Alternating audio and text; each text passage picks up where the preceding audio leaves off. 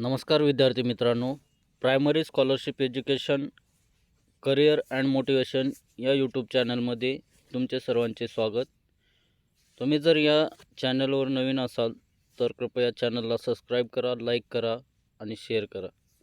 चला तर मग विद्यार्थी मित्रांनो, आज आपण पाहू मराठी व्याकरण मध्ये काळ या घटकाविषयी माहिती पाहू. सर्वप्रथम विद्यार्थी मित्रांनो, काळाविषयी काही महत्त्वाच्या बाबी आपण जाणून घेऊ. त्याच्यामध्ये आहेत, वाक्यात दिलेल्या क्रियापदावरून जसा क्रियेचा बोध होतो तसेच ती क्रिया कोणत्या वेळी घडत आहे याचा बोध होतो, त्याला काळ असे म्हणतात. तर हे बघा विद्यार्थी मित्रांनो, हे काळाची व्याख्या अशी करता येईल आपल्याला. वाक्यात दिलेल्या क्रियापदावरून जसा क्रियेचा बोध होतो तसेच ती क्रिया कोणत्या वेळी घडत आहे याचा बोध होतो, त्याला काळ असे म्हणतात. प्रामुख्याने काळाचे 3 प्रकार पडतात. पहिला आहे वर्तमान काळ, दुसरा आहे भूतकाळ, तिसरा आहे भविष्यकाळ. प्रथम आपण वर्तमान काळाची हे बघू. वर्तमान काळाविषयी माहिती थोडीशी. क्रियापदावरून क्रिया आत्ता घडत आहे असा बोध होतो. वर्तमान काळ म्हणजे काय माहिती आहे का? म्हणजे क्रियापदावरून क्रिया आत्ता घडत आहे असा बोध होतो, त्याला वर्तमान काळ असे म्हणतात. उदाहरणार्थ, रोहन भाजी आणतो. 2 नंबरचं बघा, भूतकाळ. क्रियापदावरून क्रिया घडून गेली आहे असा बोध होतो. उदाहरणार्थ, रोहनने भाजी आणली. 3 नंबर बघा, भविष्यकाळ.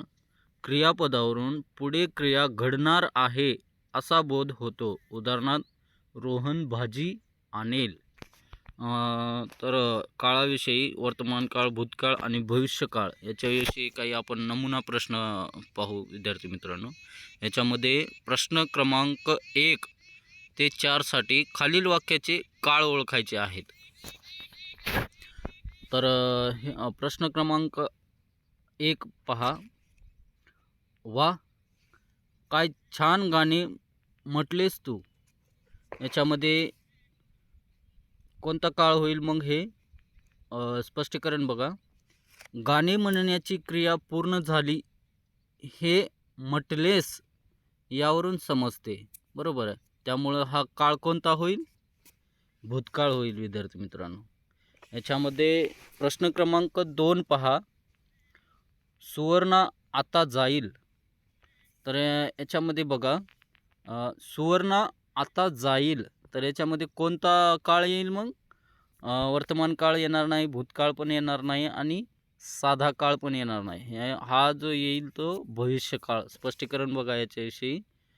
जाण्याची क्रिया अजून झालेली नसून ती पुढे होणार आहे म्हणून तो भविष्यकाळ होय. आता प्रश्न क्रमांक 3 पहा विद्यार्थी मित्रांनो. बाबा पोथी वाचत आहेत. बाबा काय करत आहेत? पोथी वाचत आहेत. तर याच्यामध्ये आता सध्या क्रिया ते चालू आहे म्हणून हा काळ कोणता होईल? वर्तमान काळ होईल. वाचत आहेत यावरून क्रिया सुरू आहे असा बोध होतो विद्यार्थी मित्रांनो, म्हणून हा वर्तमान काळ होईल. आता हे मासे आपल्या जाळ्यात सापडतील. प्रश्न क्रमांक 4 आहे. आता हे मासे आपल्या जाळ्यात सापडतील. याचा काळ कोणता होईल मग? सापडतील. मासे जाळ्यात सापडण्याची क्रिया पुढे घडणार आहे म्हणून याचा जो काळ राहील तो राहील भविष्यकाळ. प्रश्न क्रमांक 5 पहा विद्यार्थी मित्रांनो. त्यांनी फार बहादुरी गाजवली होती. याच्यामध्ये क्रियापद काय आलेलं आहे? होती. या क्रियापदावरून क्रिया पूर्ण झाल्याचे समजते विद्यार्थी मित्रांनो, म्हणून हा काळ कोणता होईल? हा काळ होईल भूतकाळ. प्रश्न क्रमांक 6 पहा. मुले सुट्टीत मजा करतात. बघा, हे सध्या म्हणजे कसं आहे, हे चालू आहे सध्या. मुले सुट्टीत मजा करतात. करतात यावरून सुरू आहे असा बोध होतो. म्हणून हा काळ कोणता होईल? वर्तमान काळ होईल विद्यार्थी मित्रांनो. मी ही स्पर्धा जिंकणारच. तर याच्यामध्ये स्पष्टीकरण बघा.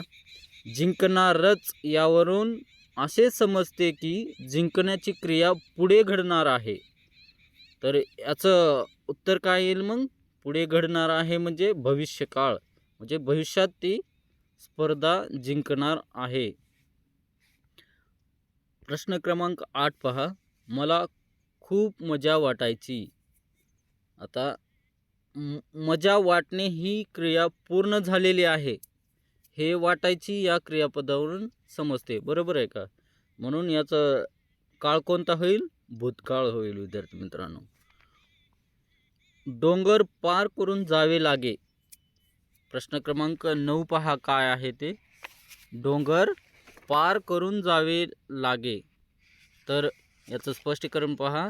जावे लागे यावरून काय समजते? ती क्रिया पूर्ण झाली आहे हे समजते. म्हणून हा काळ कोणता होईल? हा काळ कोणता होईल? भूतकाळ.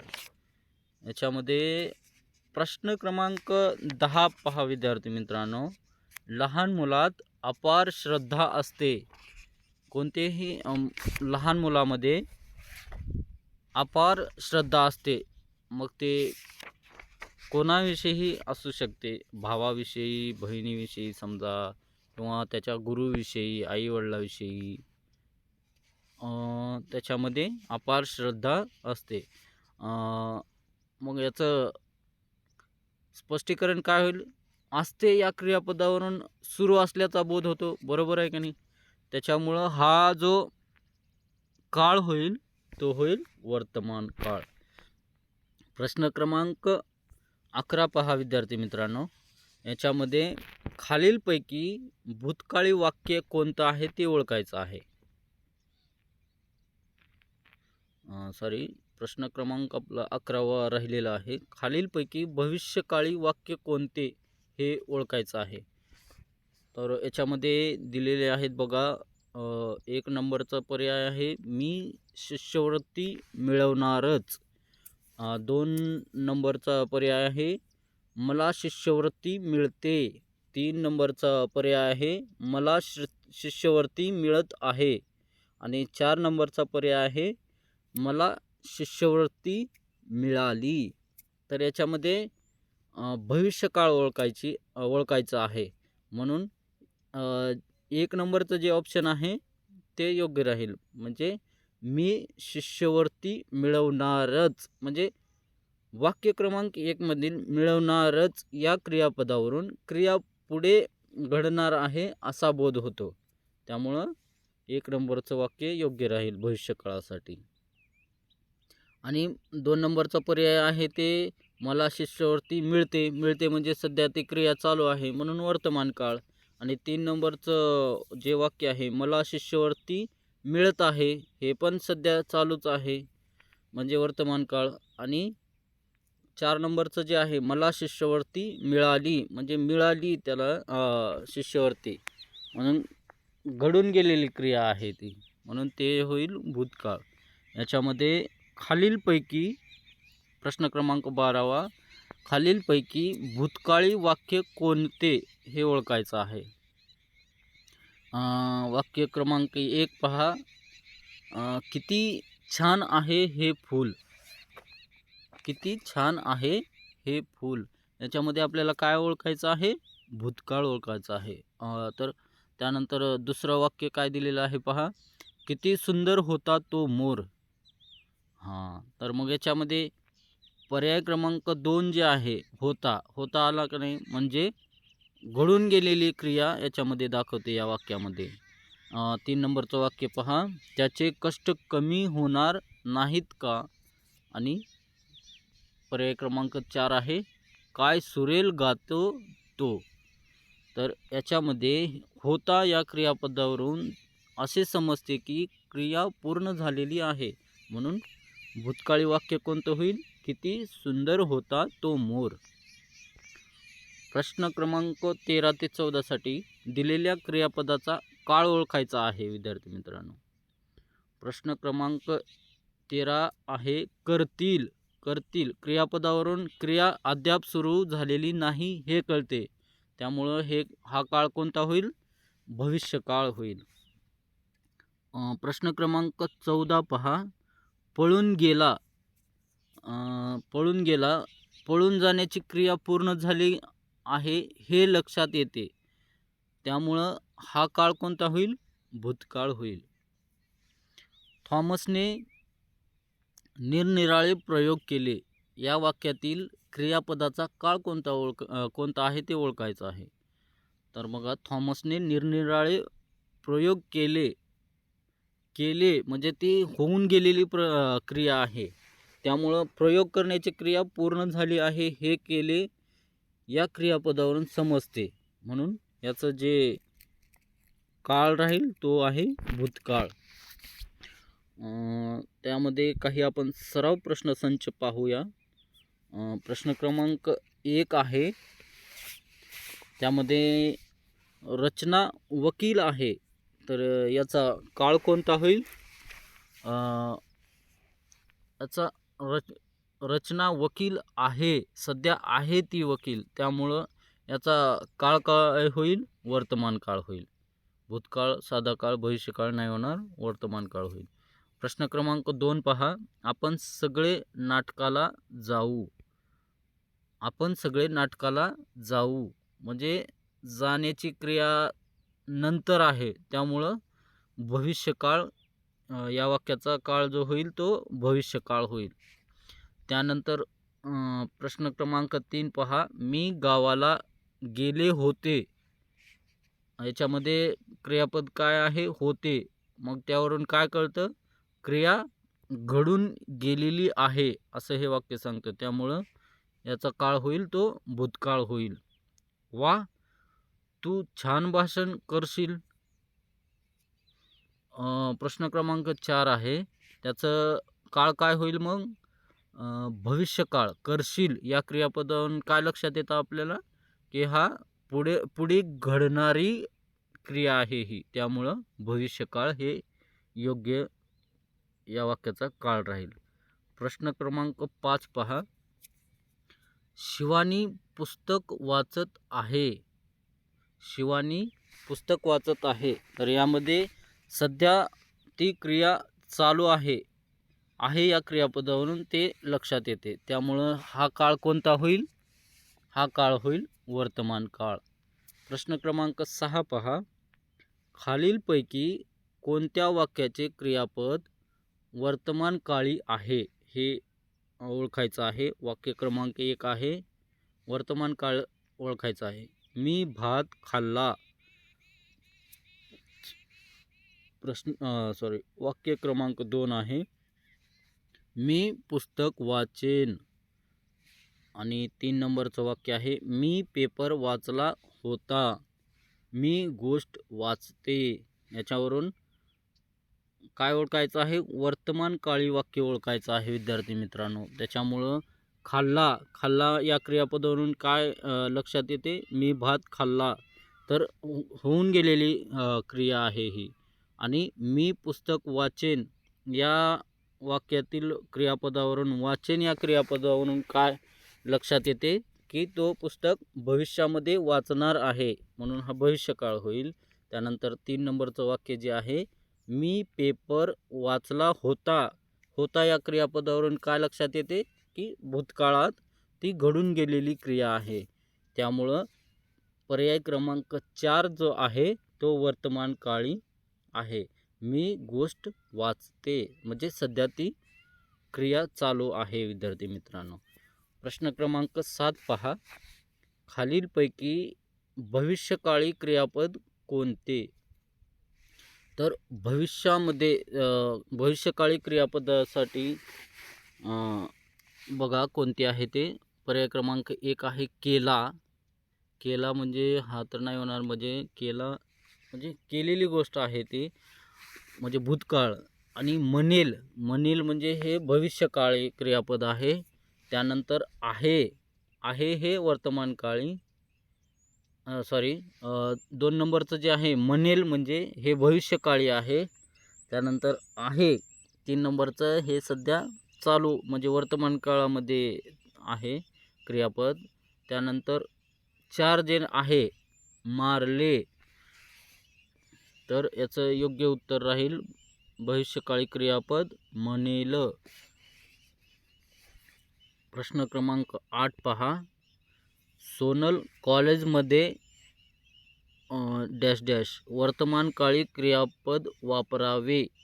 तर सोनल कॉलेजमध्ये शिकवते असं होईल वर्तमान काळी. सध्या म्हणजे ती क्रिया सध्या चालू आहे असं दाखवायचं आहे आपल्याला. वर्तमान काळी क्रियापद वापरायचं आहे, म्हणून याचं योग्य वाक्य काय होईल?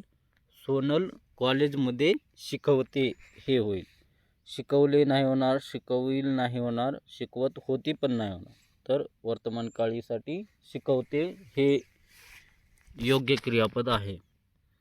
प्रश्न क्रमांक 9 पहा विद्यार्थी मित्रांनो. याच्यामध्ये खालीलपैकी भूतकाळी क्रियापद कोणते ते सांगायचं आहे, ओळखायचं आहे.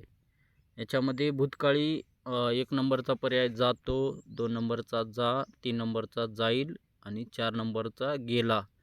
तर याच्यामध्ये भूतकाळी कोणता होईल मग? गेला. म्हणजे ती घडून गेलेली क्रिया आहे, त्यामुळं गेला हे जे क्रियापद आहे ते भूतकाळीसाठी वापरतात.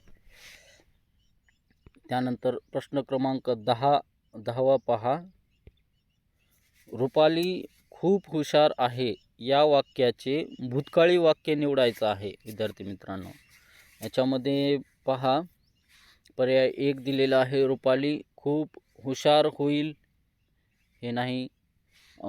2 नंबरचा पर्याय रुपाली खूप हुशार असेल. त्यानंतर पर्याय क्रमांक 3 आहे रुपाली खूप हुशार होती.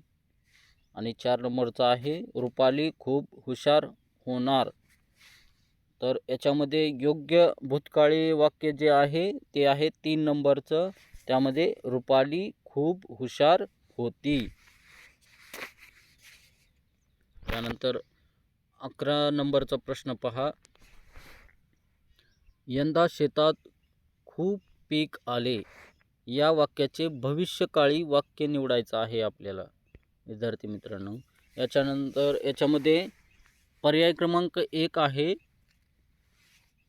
यंदा शेतात खूप पीक आले. 2 नंबरचा पर्याय आहे यंदा शेतात खूप पीक येईल. आणि 3 नंबरचा पर्याय आहे यंदा शेतात खूप पीक होते. आणि 4 नंबरचा पर्याय आहे शेतात खूप पीक आले होते.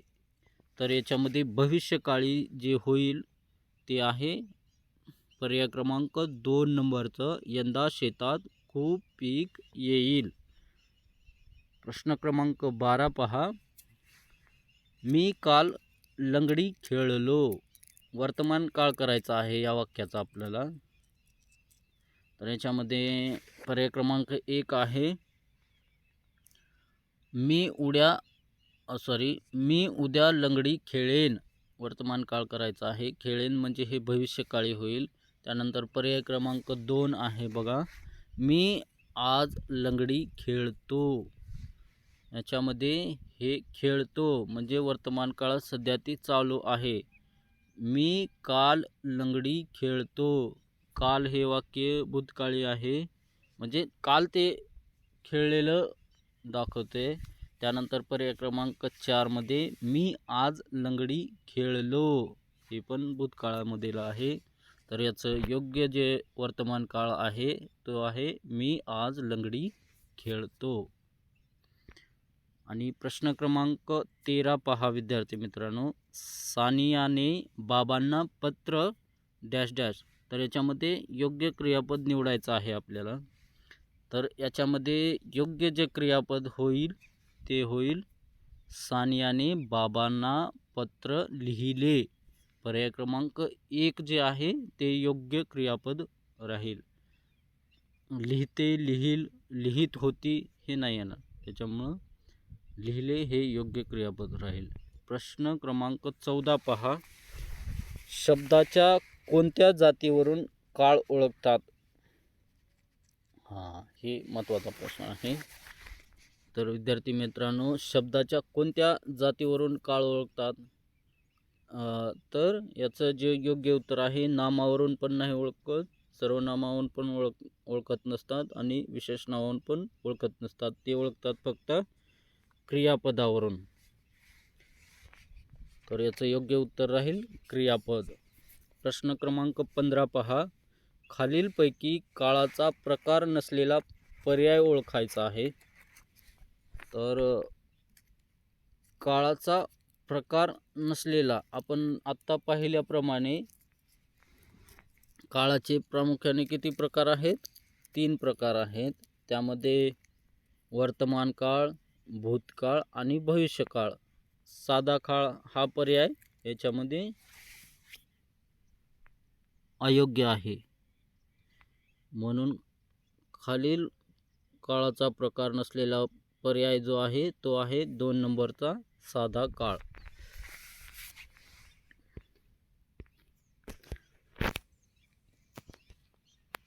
धन्यवाद विद्यार्थी मित्रांनो. तुम्हाला जर हा व्हिडिओ आवडला असेल तर कृपया चॅनलला सबस्क्राईब करा, लाईक करा आणि शेअर करा. आपण आज इथंच थांबू. थँक्यू.